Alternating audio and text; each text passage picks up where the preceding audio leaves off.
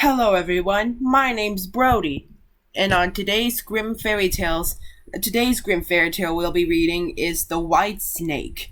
A long time ago, there lived a king who was famed for his wisdom through all the land. Nothing was hidden from him, and it seemed as if news of the most secret things was brought to him through the air. But he had a strange custom. Every day after dinner, when the table was cleared and no one else was present, a trusty servant had to bring him one more dish. It was covered, however, and even the servant did not know what was in it. Neither did anyone know, for the king never took off the cover to eat off of it until he was quite alone. This had gone on for a long time, when one day the servant who took away the dish was overcome with such curiosity that he could not help carrying the dish into his room.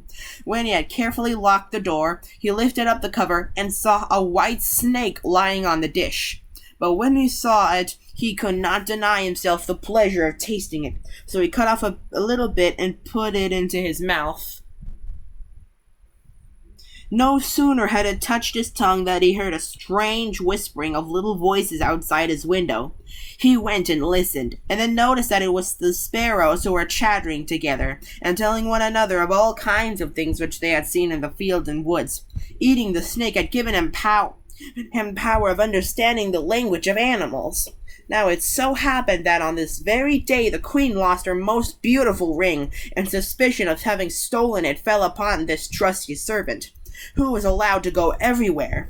The king ordered the man to be brought before him, and threatened with angry words that unless he could before the morrow point out the thief, he himself should be looked upon as guilty and executed.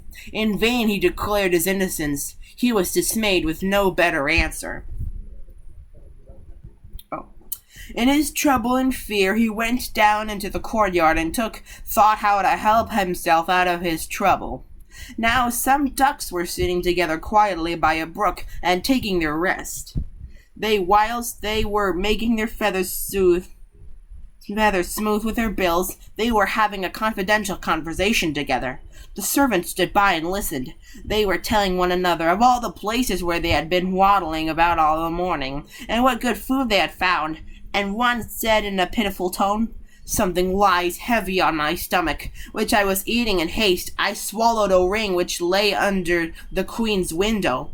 The servant at once seized her by the neck, carried her to the kitchen, and said to the cook, "Here is a fine duck. Pray kill her." "Yes," said the cook, and weighed her in his hand. "She has spared no trouble to fatten herself, and has been waiting to be roast long enough." So he cut off her head, and as she was being dressed for the spit, the queen's ring was found inside her. The servant could now easily prove his innocence, and the king, to make amends for the wrong, allowed him to ask a favor, and promised him the best place in the court that he would wish for. The servant refused everything, and only asked for a horse and some money for traveling, as he had a mind to see the world and go about a little. When his request was granted, he set out on his way, and one day came to a pond where he saw 3 fishes caught in the reeds and gasping for water. Now, though it is said that fishes are dumb, he heard them lamenting that they must perish so miserably, and, as he had a kind heart, he got off his horse and put the 3 prisoners back into the water. They quivered with delight, put out their heads, and cried to him, "We will remember you and repay you for saving us." He rode on, and after a while it seemed to him that he heard a voice in the sand at his feet. He listened, and heard an ant king complain, "Why cannot folks with their clumsy beasts keep off our bodies? That stupid horse with his heavy hoofs has been treading down my people without mercy." So he turned on to a side path, and an ant king cried out to him, "We will remember you. One good turn deserves another." The path led him into a wood, and where he saw 2 old ravens standing by their nest, and throwing out their young ones. "Out with you, you idle, good-for-nothing creatures," cried they. "We cannot find food for you any longer. You are big enough and can provide for yourselves." But the poor young ravens lay upon the ground, flapping their wings and crying, "Oh, what helpless chicks we are! We must shift ourselves, and yet we cannot fly. What can we do but lie here and starve?" So the good young fellow alighted and killed his horse with his sword, and gave it to them for food. Then they came hopping up to it, satisfied their hunger, and cried, "We will remember you! One good turn deserves another!"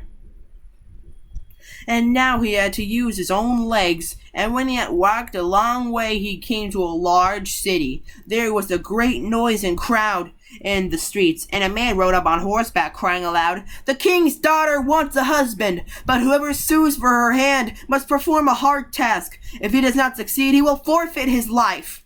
Many had already made the attempt, but in vain. Nevertheless, when the youth saw the king's daughter, he was so overcome by her great beauty that he forgot all danger, went before the king, and declared himself a suitor.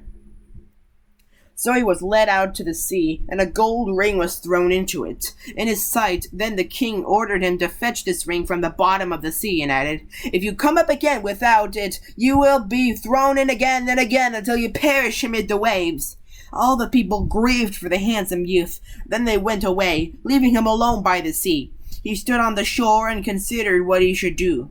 Then, when suddenly he saw 3 fishes come swimming towards him, and they were the very fishes whose lives he had saved. The one in the middle held a mussel in its mouth. When it had laid on the shore at the youth's feet, and when he had taken it up and opened it, there lay the gold ring in the shell. Full of joy he took it to the king, and expected that he would grant him the promised reward.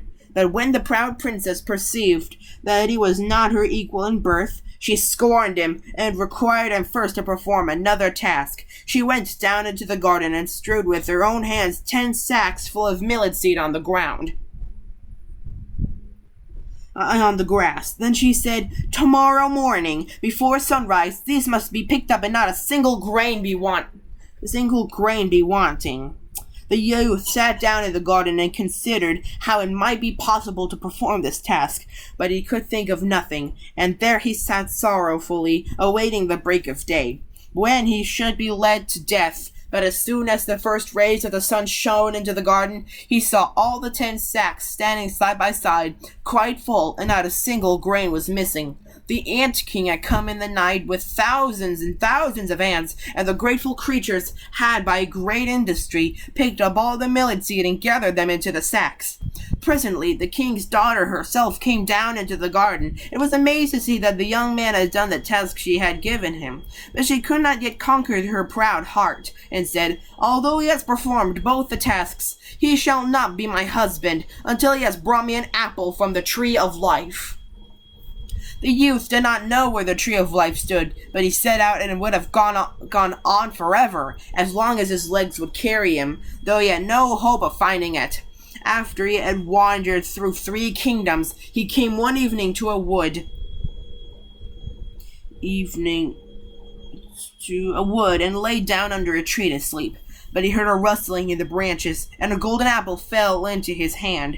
At the same time 3 ravens flew down to him, perched themselves upon his knee, and said, "We are the 3 young ravens whom you saved from starving. When we had grown big and heard that you were seeking the golden apple, we flew over the sea to the end of the world, where the tree of life stands, and have brought you the apple." The youth, full of joy, set out homewards, and took the golden apple to the king's beautiful daughter, who had no more excuses left to make.